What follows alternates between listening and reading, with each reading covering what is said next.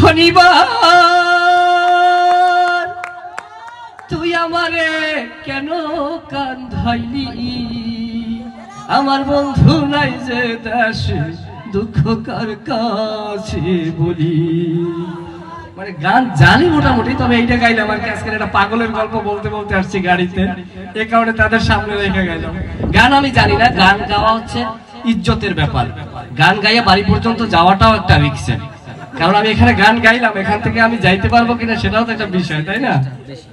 যে এত বড় ইজ্জত মারার তো কোনো দরকার ছিল না। মেহমান কর্মী আনছে, এইটাই তো ঠিক নেই। দেখবেন অনেকে ঢাকা গেলে আসার পরে বলে হয় চলে যামুগা, কালকেরই যামুগা, এসে মানে একটু সে ঢাকায় ঢাকায় বলতে চায়, কিন্তু ওই বরিশাল আর ঢাকায় মিক্স হয়ে কিছুই হয় না। চিন্তা করলাম যেই শহরে উঠে সেই আমাদের বরিশালের ভাষাটা একটু ছাড়তে চায়, কেমন কেমন জানি লাগে। আর একদম বর্তমান যারা ইয়াং জেনারেশন না বললে পারলে তারা বেশি কমফোর্ট ফিল মনে করে। তা আমি 2020 সালে করোনাকালীন সময় মনে করলাম যে না, বরিশালের ভাষাটাকে প্রমোট করব। ইউরোপ আমেরিকাতে আমি খবর নিয়েছি বা আমি বিভিন্ন গুণী মানুষের সান্নিধ্য থেকে জেনেছি যে ইংরাজি যারা ইংলিশ কথা বলে তাদের ভিতরেও আঞ্চলিক আছে, এবং সেই আঞ্চলিক নিয়ে তারা গর্ববোধ করে। তবে আমরা কেন না? তখন আমি চিন্তা করলাম বিভিন্ন শব্দ, যেই শব্দগুলো বরিশালের ভাষায় যারা কথা বলে তারা উল্লেখ করে না, এই কথাগুলোকে আমি দেখি সামনে নিয়ে আসা যায় কিনা। তাই বরিশালের ভাষায় আমি শুরু করলাম, এবং আপনাদের ভালোবাসায় বেশ ভালো জনপ্রিয়তা পেয়েছি।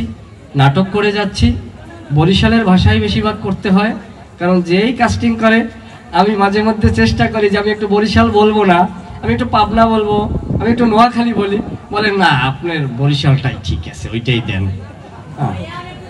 সেদিনকে আমি এক ডিরেক্টরে বললাম যে ভাই কোনো কায়দা আছে যে পাবনা টাবনা মারার?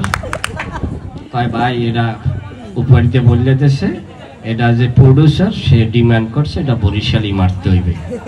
তাহলে বিষয়টা হলো বরিশাল ছাড়তে পারতেছি না। আর আমি তো একসময় একা ছিলাম, এইরকম বললেই মনে হয় ভালো হয় না? এখন তো আপনারা অনেক হয়ে গেছি। আমি যখন শুরু করছি তখন আমার কাছে মনে হয়েছে আমি বরিশালের ভিতরে মনে হয় বরিশালের ভাষা নিয়ে